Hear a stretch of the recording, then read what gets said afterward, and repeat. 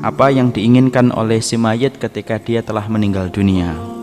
Rasulullah Shallallahu Alaihi Wasallam menjelaskan kepada kita, yang pertama di antara perkara yang diinginkan oleh si mayit, yaitu adalah ketika si mayit adalah orang-orang yang salih, maka si mayit ingin segera supaya dia bertemu dengan pengadilannya dan bertemu dengan apa yang dijanjikan oleh Allah. Inilah kondisi yang pertama bagi kondisi orang yang beriman. Ketika dia telah meninggal dunia, tidak ada yang dia inginkan kecuali adalah dia ingin segera diselesaikan urusan-urusan pengadilan yang berlaku kepadanya, dan segera dia mendapatkan janji-janji manis yang telah diberikan oleh Allah Subhanahu wa ta'ala. Berbeda dengan si fajir. Sesungguhnya si fajir ketika dia telah meninggal dunia, dia ingin sekali melambatkan proses pengadilan yang berlaku kepadanya, karena sesungguhnya tidak ada yang paling disesali kecuali adalah ketika dia meninggal dunia. Dan sesungguhnya dia mendapati bahwasannya berita buruk akan menimpa kepadanya ketika dia telah meninggal dunia. Perhatikan dalam salah satu hadis yang disampaikan oleh Rasulullah dalam riwayat Bukhari. Idza wudi'atil janazatu fahtamalaha ar-rijalu ala a'naqihim. Sesungguhnya bila jenazah itu telah diletakkan di atas keranda, maka sesungguhnya dipikul oleh orang-orang yang mengantarkan. Ini berarti menunjukkan dalil bahwasanya jenazah itu dipikul. Ini yang sunnah, ini yang benar. Maka sesungguhnya ketika kita punya mobil ataupun punya kuda, maka yang paling afdal adalah dipikul oleh laki-laki yang ada di sekitarnya yang memikul jenazah itu. Sesungguhnya penggunaan mobil hanya dipakai dalam kondisi darurah. Karena Nabi tidak pernah menggunakan kuda dan tidak pernah menggunakan keledai untuk mengantarkan jenazah di antara para sahabat yang telah meninggal dunia, kecuali darurah, seperti konteksnya keadaan kita di Jakarta, antara rumah sahibul musibah dan kuburan begitu jauhnya, sehingga ketika begitu jauh darurah, kita darurat menggunakan mobil, tetapi hakikatnya kita harus yakin yang sunnah adalah tidak menggunakan mobil dan tidak menggunakan alat transportasi.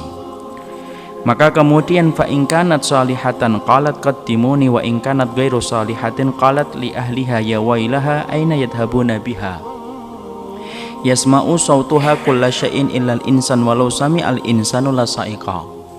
Kalau dia adalah orang yang beriman, maka dia akan berkata, qaddimuni, maka percepatlah aku untuk bertemu dengan alam barzahku. Dia ingin cepat bertemu dengan alam barzahnya. Dia ingin cepat untuk kemudian mendapatkan kenikmatan-kenikmatan di alam barzahnya. Dia tahu bahwasanya segala amal yang dilakukan oleh dia diterima oleh Allah, dan ini merupakan hari dibalaskannya semua amal-amal perbuatan yang dia kerjakan.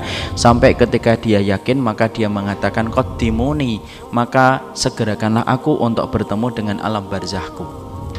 Fa in kanat ghairu salihatin, kalau kemudian dia bukan orang yang salih, maka sesungguhnya dia akan berkata ya wailaha aina yadhhabuna biha.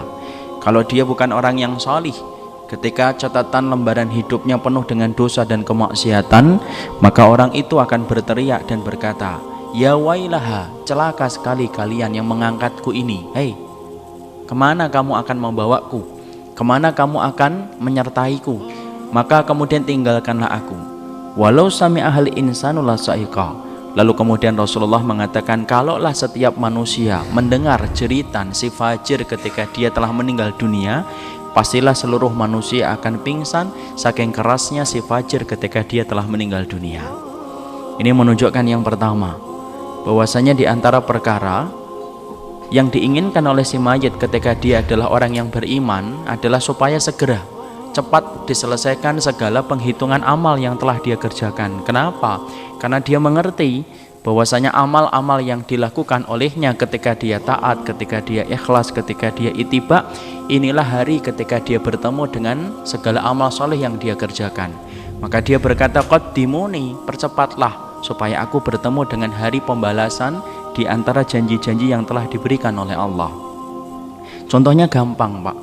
Sebagaimana kalau seseorang ketika dia telah yakin dia mendapati ranking 1 karena dia melihat hasil-hasil ujian yang diberikan oleh guru rata-rata di atas 9, teman-temannya 7, 6, 5, maka dia pasti ingin cepat sekali untuk mendapatkan rapot, karena dia tahu bahwasanya kalau saya nggak ranking 1, saya ranking 2. Kenapa dia begitu bergembira ketika ditentukan hari pembagian rapot?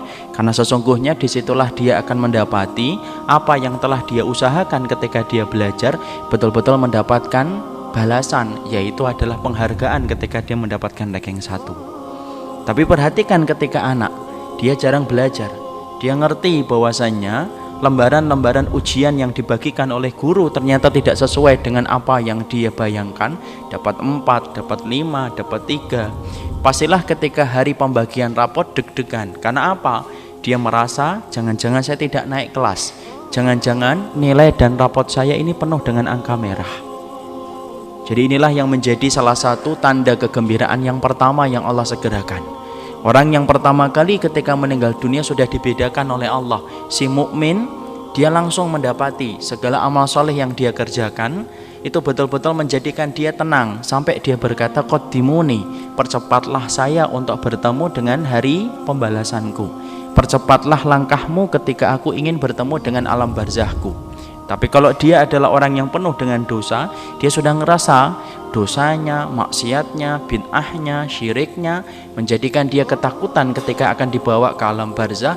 Lalu kemudian dia berteriak sembari dia mengatakan, ya wailaha aina yadhabuna biha, wahai celaka yang membawaku, di mana kalian akan membawaku dan menyeretku, tinggalkanlah aku. Di mana teriakan itu didengarkan oleh setiap manusia.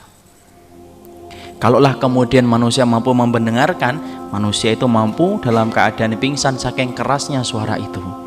Jadi Masya Allah, dimana setiap kita belajar dalam hadis ini adalah setiap siapapun yang mereka berbuat kebaikan dan ketaatan tepat ketika dia telah meninggal dunia, sesungguhnya dia dalam keadaan tenang. Karena sesungguhnya amal salih yang dikerjakan olehnya menjadikan dia tenang ketika dia dibawa oleh orang-orang yang hidup. Tapi barang siapa orang yang jarang menghiasi hidupnya dengan ketaatan dan amal salih, ketika dia tepat meninggal dunia, dia sudah merasa perjalanan panjang yang akan dia tempuh adalah perjalanan yang berat dan berakhir dengan neraka. Dan itulah yang menjadikan dia berteriak, ketakutan, khawatir kalau kemudian hari yang dia bayangkan betul-betul ditegakkan oleh Allah.